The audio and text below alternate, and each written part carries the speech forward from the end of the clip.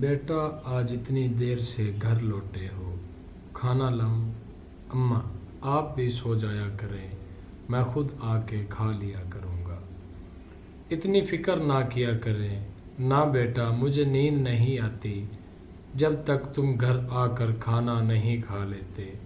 اماں آپ نے بھی کھانا نہیں کھایا ہوگا، چلیں اب دونوں ساتھ ہی کھاتے ہیں۔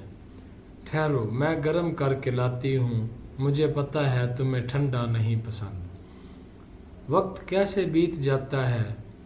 آج 10 سال بعد رات گئے گھر لوٹا تو کسی کو اس کا انتظار نہیں تھا۔ کچن سے کھانا لیتے ہوئے اسے ماں یاد آئی۔ بیوی اور بچے سو رہے تھے۔ کھانا کھاتے اور سے یاد آیا کہ وہ تو گرم کھانا کھاتا تھا۔ نوالہ اس کے حلق میں اٹک گیا۔ ماں، میری پیاری ماں۔ دونوں ہاتھوں میں منہ چھپائے وہ پھوٹ پھوٹ کے رونے لگا۔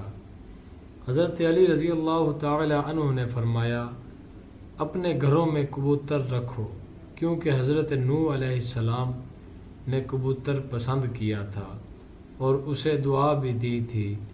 کسی اور پرندے پر اتنا پیار نہیں آتا جتنا کبوتر پر آتا ہے، اور رسول اللہ صلی اللہ علیہ وآلہ وسلم کے گھر میں ایک جوڑا سرخ رنگ کے کبوتروں کا تھا۔